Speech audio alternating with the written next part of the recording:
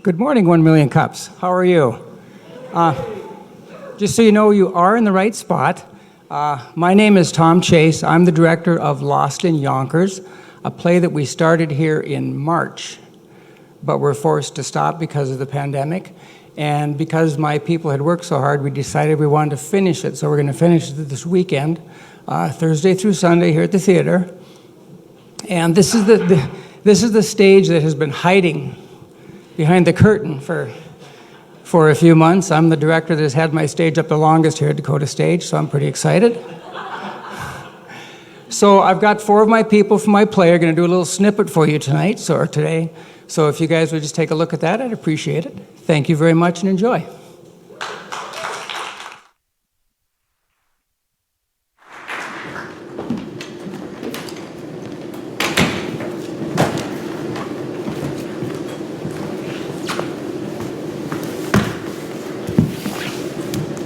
I'll be through talking with Grandma in a few minutes.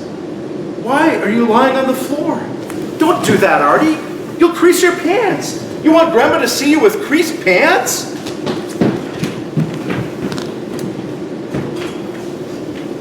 What's he want me to do? Carry an iron around with me? He's afraid of her same as Aunt Bella. Like, Aunt Bella couldn't count so good, so instead of 2 scoops of ice cream and an ice cream soda, she'd put in 3. Or even 4 for the same price. And if Grandma saw it, wacko! Another couple of IQ points gone. Here, look at this. Picture of Aunt Gert when she was a kid. See how her head's down? Probably ducking. The old cane was coming at her. You don't think Aunt Gert's a little coconut too? No, she's just sick. She's got bad lungs or something. Bad lungs, my eye. She can't talk right. She says the first half of the sentence breathing out, and the second half sucking in. You've seen it. Do it for me. No. Come on, do it. No, I don't want to. Please, do it. Hello, Jay. How are you? And how's your father? And how's your little brother, Artie? I love it when you do that. I once saw her try to blow out a candle, and halfway there, she sucked it back on. You did not. With these 2 eyes. Mom said she got that way because she was so afraid of Grandma. She never let her kids cry. Never? Never. Grandma's worried about the doilies. Don't lean your head back on the doilies. It gets grease on them. She just had them laundered. So only people who just had a shampoo can sit there? And Uncle Louie, you know what he is, don't you? A gangster? Do you actually believe that? Yeah, they say he's some big mobster's henchman. He's got a bad back? Not hunchback, henchman. And real tough. A bag man. A bag man? He puts people in bags, not people, money. Hot money. He takes bags of it from one guy and delivers it to the mob. Hey. There's Aunt Bella. Is she coming up? No, she's walking right past the store. I bet she's lost again. Aunt Bella! Up here! It's Jay and Artie! Up here! That's right! Here she comes. She better wear a compass or something. Will you keep your voices down? Grandma has said, what are they yelling for? Well, we're calling down on Aunt Bella. She's on her way up. Can I take my jacket off, Bob? After Grandma sees you. And no ice cream sodas from Aunt Bella, even if she asks you. We don't want to get Grandma upset now. Fix the doilies! Is she all right? Her back is bothering her. When Aunt Bella comes in, tell her Mama wants a back rub. Comb your hair, Artie. And don't make a mess. Jay, Artie, it's me, Aunt Bella. Can I come in? Guess you forgot how to open a door. I forgot my key. How'd you get in downstairs? I used my spare key. I'm so glad you called me. I walked right by the house, didn't I? Sometimes I daydream so much I think I should carry an alarm clock. Oh, I'm so excited to see you. Jay, Artie, my 2 favorite cousins. Aren't we your nephews? Yeah. My my cousins, my nephews, my boys. Come, let me take a look at you. Oh, you've both gotten so much bigger. You're growing up so fast it almost makes me cry. Where's your father? I haven't seen your father in so long. Eddie, it's Bella. Is he here? He's in there, talking with Grandma. Oh, I better not disturb them. Did she ask for me? Pop said that Grandma wanted to back her up when you came in. Did you tell her I was here? You just came in. Did you tell her where I went? We didn't know where you went. Well, let's not tell her I'm here just yet. Then we won't be able to visit. You're both getting so handsome. Thank you. Thank you, Aunt Bella. I bet I look much older to you two. Do I? The truth, tell me. Not to me. No. I was hoping you'd say that. I'm 35 and I don't even look it, do I?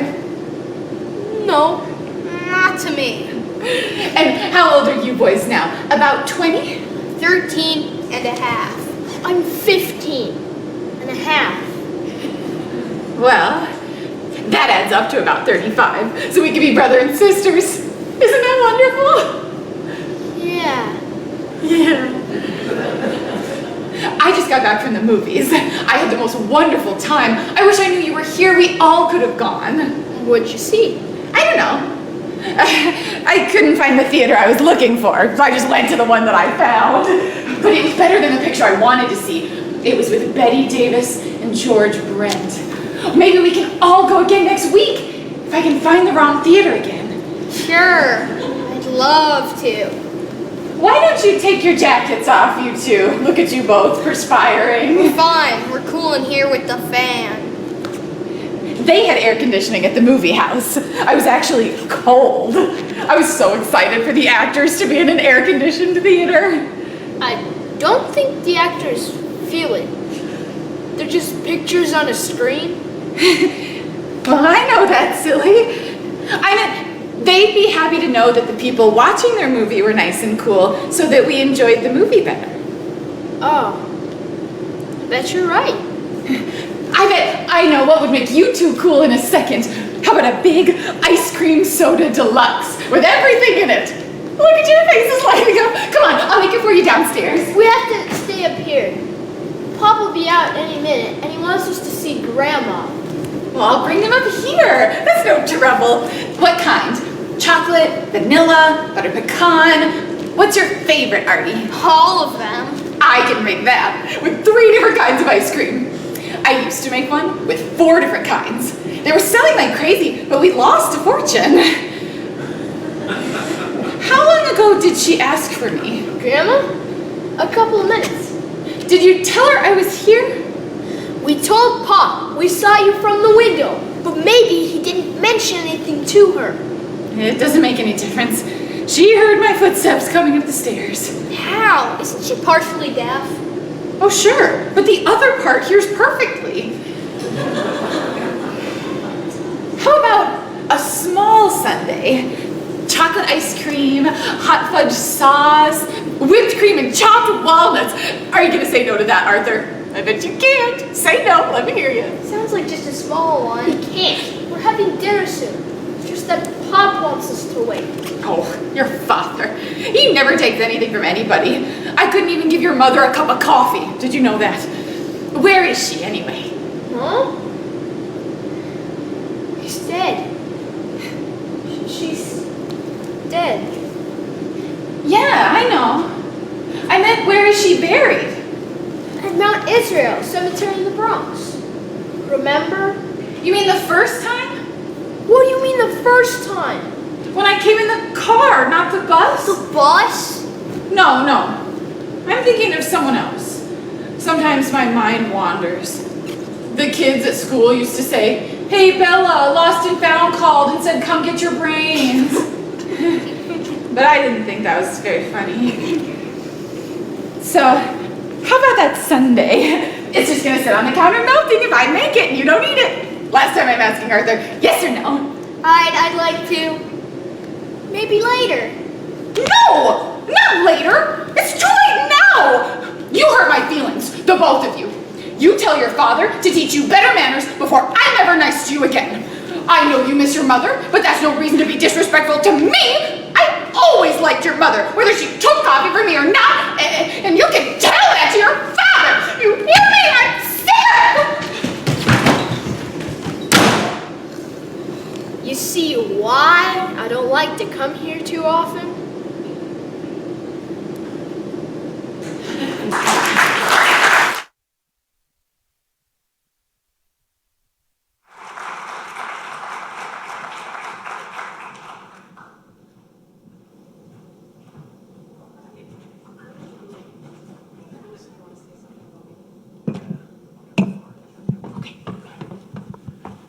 All right, good morning, 1 million cups.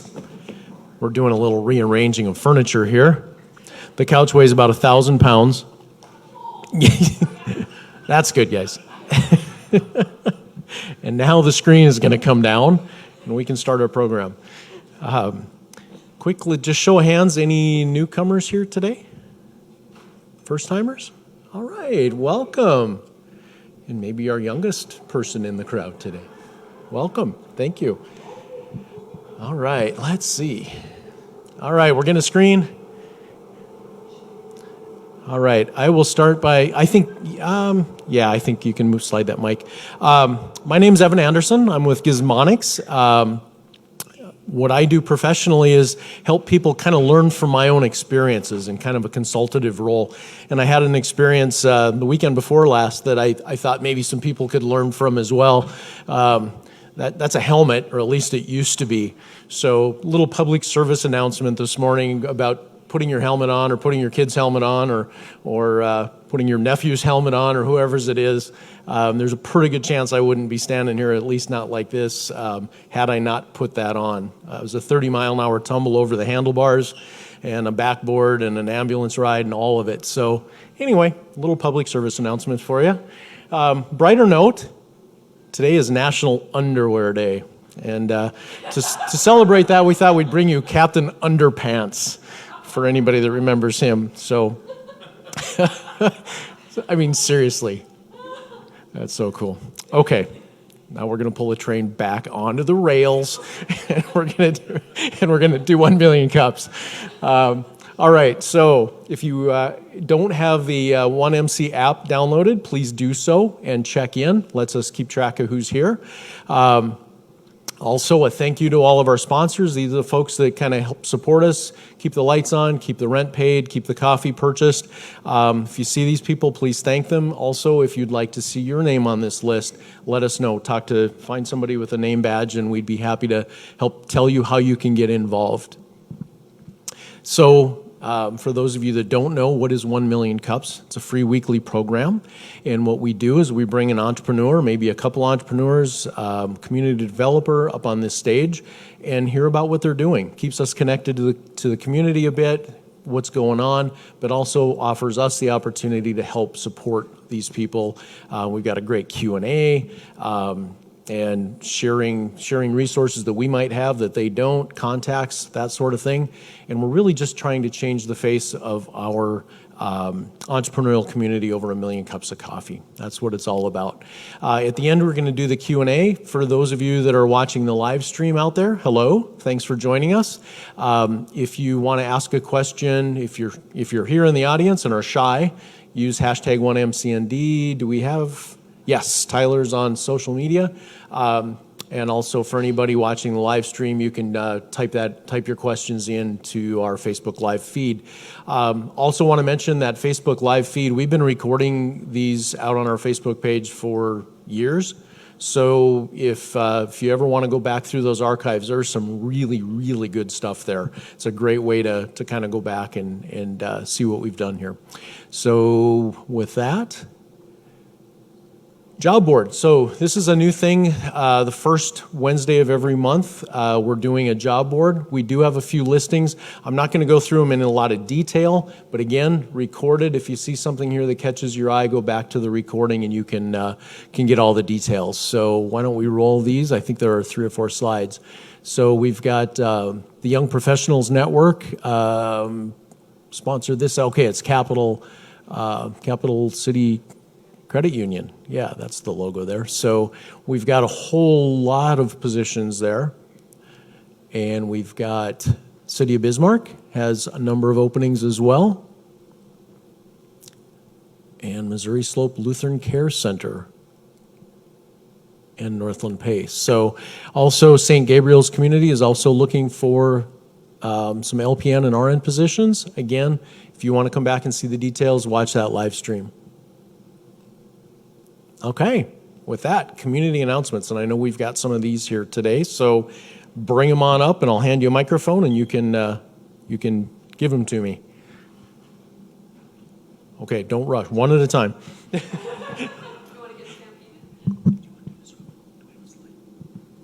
Okay. Good morning, everyone. It's nice to see folks in the crowd. Hi to the online. I do have a couple slides, so whoever's working that, thank you for working that. My name is Tanya Smith. I have been working with Bismarck Burley Public Health and the Blue Zones Project team to improve well-being and longevity in our community. And so really excited to let you know next week we have a community assessment taking place. And so it's an opportunity for you to learn more and to also provide feedback. So on Monday at 3, we have our keynote speaker, and he'll be talking about who the Blue Zones Project team is, what type of work they do, and well-being.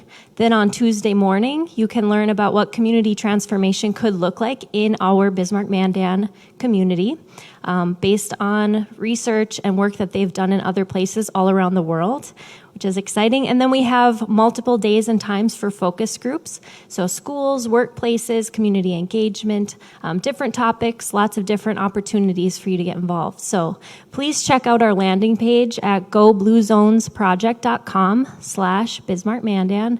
And then scroll down, you can see our schedule, there's our RSVP form, and we really encourage you to RSVP in advance so you can get the link for these online presentations and online meetings. So thank you for your time. I appreciate you all being here.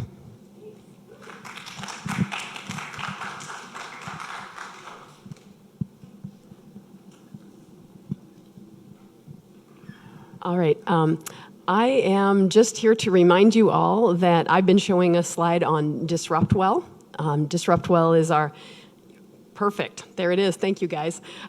Just a reminder that Disrupt Well is coming up on September 29th. When I made this announcement last week, we were going to be a blended conference with people on site as well as virtual. As of today, we are going to be totally virtual this year. We made that change last week, so I just wanted to let you know that. But same great lineup of speakers, and we still expect it to be an absolutely amazing event. And if you sign up, it does come with a swag box, and I happen to know the goodies that are in the swag box. And later, if you twist my arm behind my back, but not too hard because I have to compensate for Lefty here, I will maybe give you a hint what's in the swag bag. But anyway, coming up September 29th, you can go out to disruptwell.com and see more details around the speakers and all that's going on there. Thanks.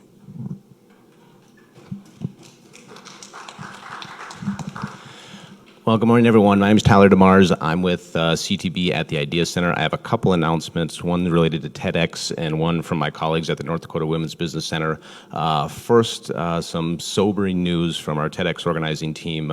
This week, we've made the very difficult decision, but ultimately I think the right decision to cancel next week's TEDx Bismarck under the microscope. When we made the decision to move forward with organizing the event, numbers in North Dakota, COVID numbers, were looking much better, trending in the right direction, with numbers across the country and more importantly in Bismarck-Mandan seeming to be in a rapid growth curve again. We had to make the difficult decision to cancel the event. So we will be pushing the entire speaker lineup to TEDx 2021. So a lot of the work that's gone into organizing won't be lost. And if you want a little taste of TEDx, next week, next Wednesday on this stage, we'll have Michael Cartwright, who's one of our local speakers. He's a very talented musician, a band frontman, and he's going to be talking about some of the entrepreneurial qualities and leadership qualities of being a frontman. So I've had the privilege of coaching Michael, super awesome guy. You'll love to hear him talk. So if you can be here next week or on the live stream, please do that. And we'll get at least a taste of what TEDx will bring in 2021. Also, My colleagues at the North Dakota Women's Business Center are launching a new initiative. It's going to be after 1 million cups every week. They are doing open office hours at Terra Nomad. So this is for any female entrepreneurs. If they're guys, you're also allowed to be there and get the services from my colleagues at the Women's Business Center. But this is catered to women entrepreneurs who are looking for just a 15-minute quick sounding board session. So we'll have staff from business counselors from the North Dakota Women's Business Center at Terra Nomad every Wednesday morning from 10 to 11 a.m. You can pop in there and they'll give you 15 minutes as a sounding board. It's kind of like a free advice thing, right? So that starts August 19th. So anybody interested in that, if you or you know somebody who could benefit from a quick 15-minute session to get tied into our entrepreneurial ecosystem, please let them know that Terra Nomad every Wednesday beginning August 19th from 10 to 11 a.m. Thank you. All right, if that is all, then we're going to get on with our program here today.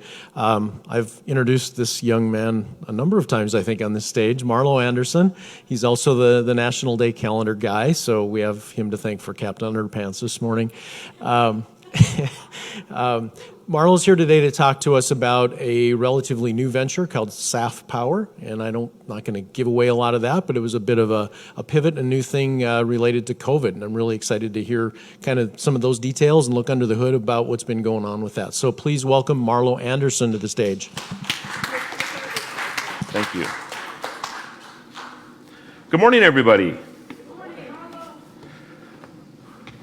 I'm moving slow today, so you'll have to bear with me. I'm not in as bad a shape as Evan.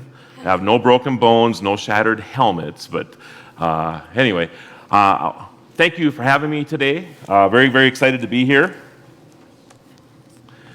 And I'm going to take you on a journey that's a very short journey over the last 4 months with Saffpower, and maybe you'll take something away from what we've learned through this process. And if, of course, you have any questions or whatever. But first, I want to share with you our team. Larry White, Mitch Konitsky. I always butcher Mitch's last name. These are my partners. They're actually with Invig Oils. And the thing I love about these guys is that we disagree more than we agree. And a true partnership should be that way, right? I mean, if you have a bunch of yes people around you, you tend to not get a lot of things done. Even though sometimes it's disheartening for me, it's always good to have people that are around you that we can have robust conversations around. Ashley Harris, our new CEO, very excited for this young lady to be running our company. She's doing an amazing job, and we're very, very excited to have her on board. Unfortunately, she can't be here today due to a prior commitment. So, what if? So, many of you know Greg Kemple. He is he founded Maple River Distillery, Maple River Winery over in Castleton, longtime friend. And we were discussing back in late March what was going on. You know, you're seeing these signs everywhere about hand sanitizer being sold out, and so it was a problem. And then we started looking at this. Anybody know what that is? I'm waiting for Evan to say maybe something. Ethanol alcohol, ethyl alcohol. So we had this idea about what would we do if we could actually have an alcohol supply to make sanitizer. So that's where this idea kind of came from. We were really concerned about our refineries in the state. Fuel sales were down. Refineries don't make a lot of money anyway. So we were just thinking about what can we do? Can we make sanitizer out of this abundant supply of product that we have in the state of North Dakota, and actually maybe help our farmers, help our refineries, and help the public. So that's where this started. So we made a couple phone calls. I'm not going to go through all of that. I just remember that the FDA got a hold of our idea. I think it was on March 31st at 4 o'clock in the afternoon on a Friday, and at 11 o'clock that same day, Friday night, we got an email saying that we were approved to do this. So 7 hours is what this took when it got to the FDA. Absolutely unheard of, but they liked the idea and we moved forward. And then that ruling actually opened up the entire country and all the ethanol plants in the country. So it was amazing what happened there. So we made a batch. We made a batch of hand sanitizer. It was in a little tin can. Weren't sure if we could even, we feel obligated now, right? We get this email, people are working around the clock, they send us this email saying that, we can go ahead and do this. All right, so we're gonna see if we can figure this out. So our first product, we called it hand juice. Pretty excited about the name. I'm still excited about the name, actually. Unfortunately, when we submitted it to the health department, they thought that juice would be not good for kids, and I guess I kind of agreed with that. Because they were concerned that maybe somebody would drink this stuff, right? So, but we posted this out. A single Facebook post. It was incredible what happened at this point. Absolutely incredible. So we started, we knew there was a demand. Everybody was after us. I mean, the huge companies were calling us. Do you have hand sanitizer? Well, maybe, so we started making a list. We started to figure this thing out. I mean, I think the first day we made 100 gallons. The next day we made, 200 gallons. Mitch and Larry were busy trying to figure out ways to ramp things up. My other business partner, Nick Ressler, was in there. They were, basically building things on the fly. Like, we couldn't keep up. We were going from, all right, what do we do with this? All of a sudden a full tanker of alcohol shows up. We have 8,000 gallons of alcohol sitting out there now, and all right, so I guess we gotta build up some more. So 3 days later, we ordered another tanker of alcohol. Things were moving that fast. It was incredible how fast things were moving. But we had incredible challenges. I actually just made a list of the stuff that we had. Regulatory. This stuff is regulated like crazy. It's an alcohol, right? So all the federal reporting. None of us really had any experience with any of this. Bottles. It's amazing in the world that we live in that I couldn't just make a phone call or hop on a website and order bottles that we needed, right? There were no bottles. No bottles.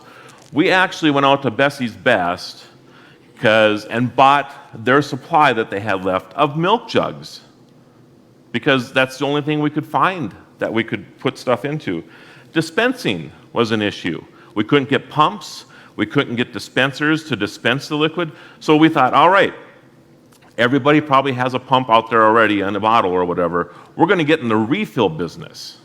So you can use what you have and buy our refill stuff.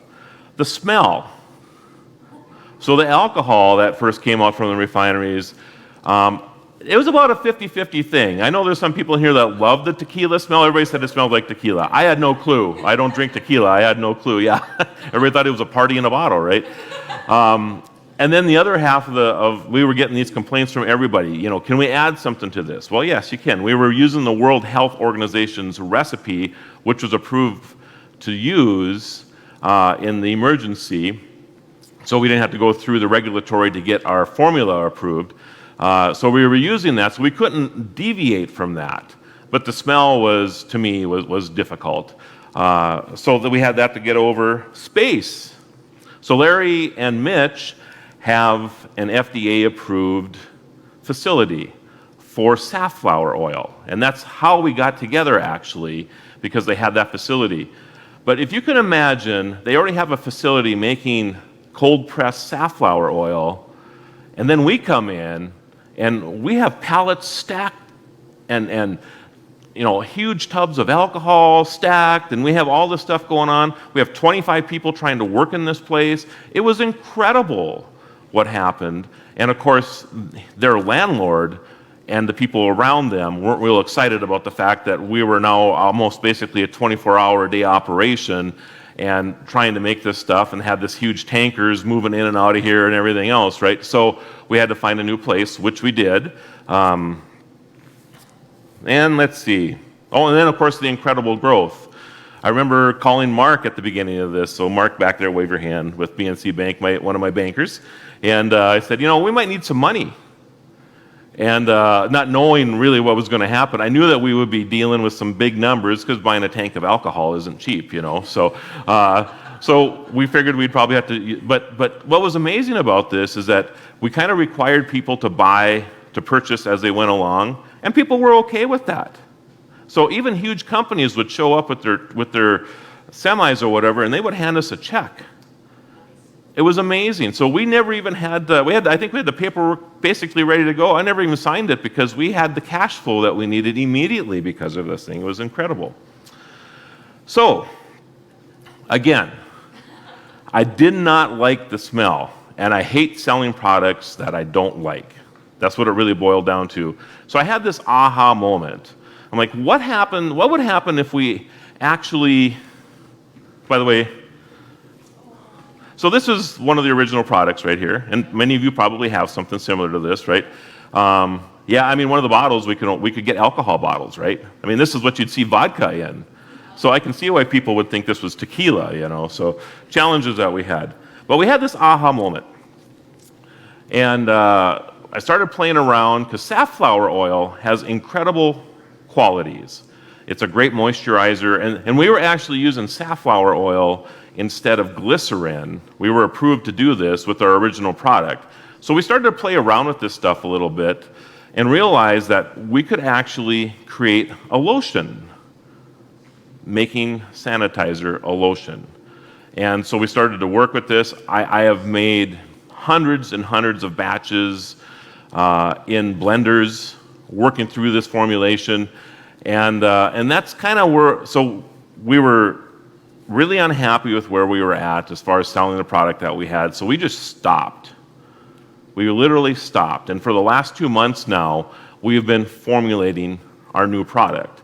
Trying to get equipment in to do this, which has been another nightmare. That's another challenge, is logistics. A blender, for example, that was supposed to take 2 weeks, took 2 months. It's just incredible the logistics problems we have. But that's what we did. So we took safflower oil, cold-pressed safflower oil, and what's unique about our situation, too, is that Larry and Mitch control a significant portion of the safflower oil produced in this country. So we have this supply that we probably aren't going to, we always talk about people are going to steal our idea or whatever. We basically kind of control one of the key ingredients that we have in here. So this was the evolution. So we went from this to this. And this is what we have now.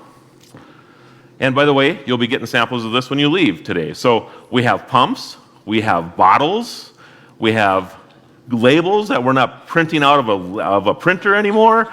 It's incredible what happens when you get going with stuff. So anyway, that's kind of been the story. We're kind of gearing back up again. We are producing hundreds of gallons a day right now, and every day we get better and better at this. We're starting to bring our distribution back online. We are actually trading out. Anybody who has our Germ Off product can trade it in for the new Saffpower product. So if you have old stuff laying out there that you want to trade in, you just take it in to anybody who has our new line, and they will trade it out for you. Just right even up. So pretty cool stuff. So, but I wanted to use this today a little bit too. One of the challenges that we have is trust. And we get a lot of calls on this, by the way. And I really want to bring this home to you today. With anything that emerges quickly, especially in today's world, we all get spam calls. We're attacked daily in our emails. We're attacked daily on our phones, like I said. We're also getting attacked now in sanitizer, believe it or not. So there have been, I think, about 160 brands in the last month that the FDA has come out and said, do not use, because it contains methanol. They decided, a lot of it came out of Mexico, but I think we haven't even begun to see the ramifications of this scenario. There are even companies that have just gelled water and put it in a bottle, and then what happens is a superstore or anybody, because there was such a demand for this stuff, and stores can't get it, so when they hear somebody who's able to produce for them, they'll just reach right out to them, just like what happened to us, and say, can you supply our customers? And of course, they say yes. They're gelling water, or they're doing something with methanol or whatever, sending it out. And I mean, every imaginable box store in this country has bad sanitizer in their stores. It's incredible what's gone on with this, right? So you need to buy from somebody you trust. I don't care if it's Purell, Germex, just buy something from somebody that you trust. If you don't know the name, investigate them a little bit. If they sprung up because of this, investigate them even more, because you need to be, this stuff will kill you. This is how serious this is. There are people who have died from this. Methanol will cause blindness just by putting it on your skin. People who decided that they were going to drink this stuff have died from this. It's very, very serious, you guys. So make sure that you buy from a trusted brand. The other thing that I've learned is that the alcohol content doesn't have to be as strong. So that 62 to 70% alcohol is where you want to be. So when you're buying a product, look at the alcohol content, 62 to 70%. And the reason for that is the higher the alcohol content, the quicker it dries off your skin. So you need to keep the hand sanitizer wet on your hand for 20 seconds to defeat COVID. That's how it works, okay? So if it doesn't stay wet that long, the odds are that you haven't killed all the COVID and other viruses that are on your hands, okay? So make sure it stays wet for 20 seconds. If you haven't if you are smearing it around on your hands and it dries off too quickly, put some more on right away. Make sure that you're doing that 20-second rule, okay? And then the best alcohol is ethyl alcohol.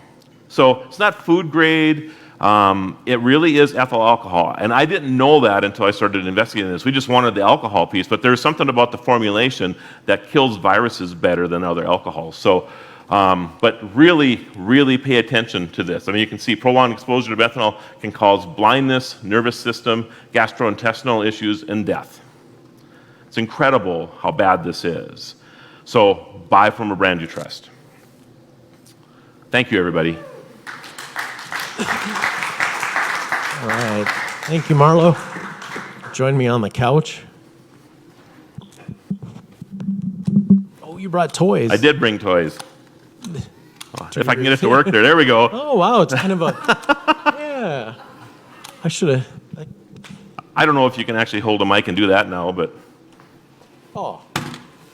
Lawrence Welk, right here. This is if you ask bad questions. I'm going to bubble you. All right. Wow, that's pretty cool. Should have brought. Yeah, I should have brought an accordion. That's pretty cool.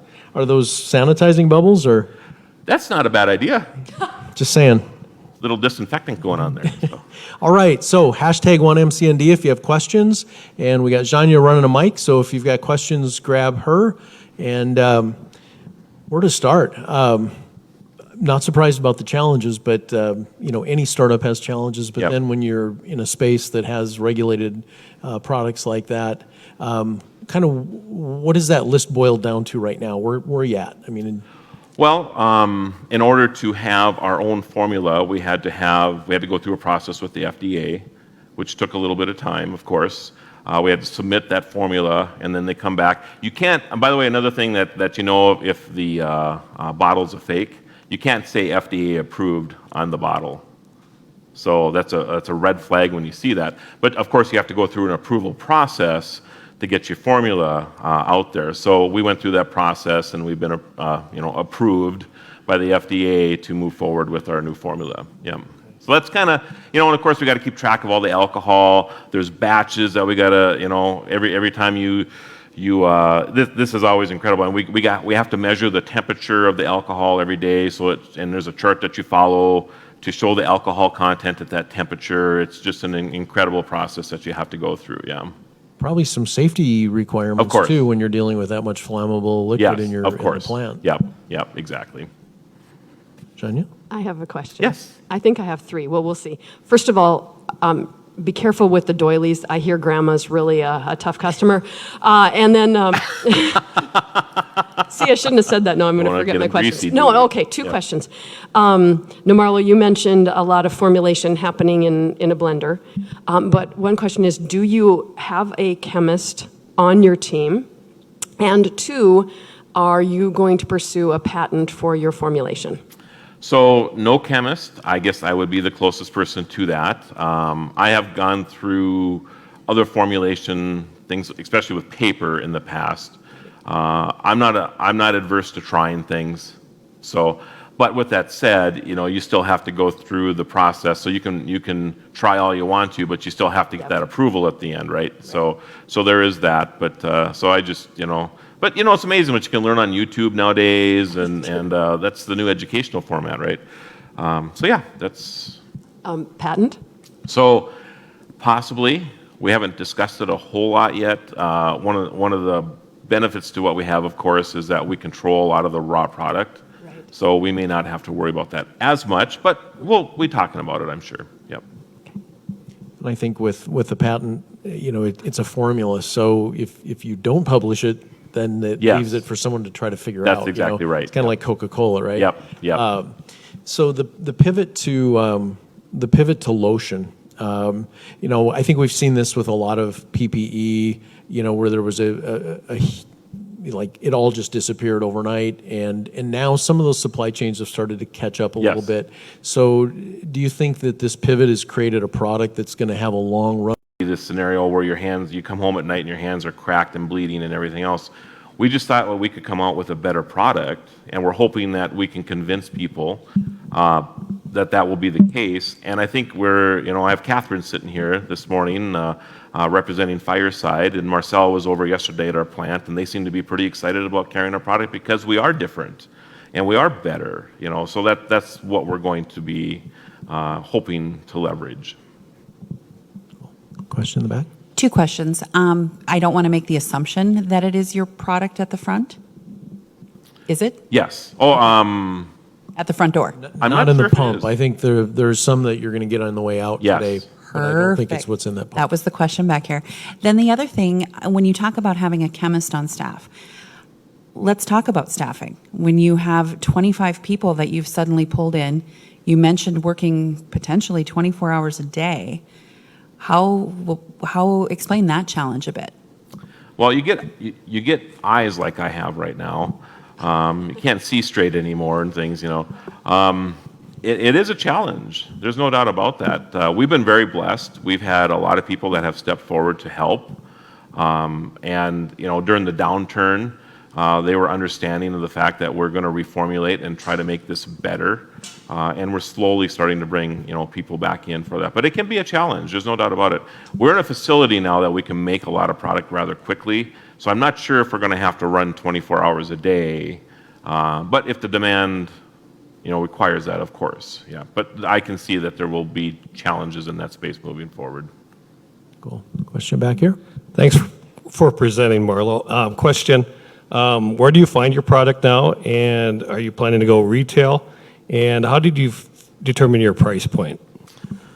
So we are retail. So we work through distributors. So you will be able to, they'll distribute to retail shops across the region, across the country. We also have what we're really excited about is an auto refill program. So you can go on our website and sign up for this. So let's say you think your business needs 2 gallons a month. If you're on the auto refill program, you're at the top of the list every month. And that will be above everybody else, and that will be shipped out to you. You get an automatic dispenser. You just put your hand underneath it. There's no pump or anything along with that. So it's pretty cool. Pricing, that's been interesting. Of course, we wanted to be around for a while. I love the play where we sold a ton but lost a fortune. I mean, that could be so true in this space right now, right? But we look at our competition, and we tend to be a little bit less than our competition. So you should find our products out there at, if you're buying like an 8-ounce or a 16-ounce bottle or whatever. We were selling quarts even at, 2.5 months ago when everybody was crazy at it, at $12. And you could barely find a 16-ounce product for that. So we've been very cognitive and actually almost enforcing our suggested retail pricing because we didn't want people out there. We found out some people were buying our product, in larger quantities and then breaking it down into smaller quantities and selling it, gouging people, so to speak. We put a stop to that real fast. So we're very cognitive of our retail pricing. So I don't know if that helps answer your question, but we kind of just look at what's being priced, make sure that we can make a couple pennies on these things at that price level. If we can't, we're probably not going to make it. so. All right, Shania? I have another one. I'm sorry. I was thinking about that. Hindsight is 2020. So if you could, and it is 2020. If you could go back to March when you had this idea, would you, and now know the journey that you were going to be on, would you do it again? And what would be like the one thing that you would do differently? I have to admit that when COVID was coming on, because I travel so much, I was looking forward to some time off. I have to admit that. And now it's the exact opposite. Yes. So looking back, I'm not really sure if I would go down this journey again, with the exception that I like to help people.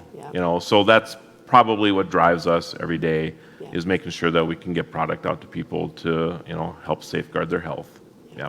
So the roundabout answer is yes. It would be nice to maybe have had somebody on staff, or could find somebody that knew a lot more about what we were getting into, instead of having to discover it and learn it all on ourselves. But with that said, we know a lot more now than we did back then. I didn't know what the chemical formulation of ethyl alcohol was, 3 months ago. Now I publicize it, so yeah. So there you go.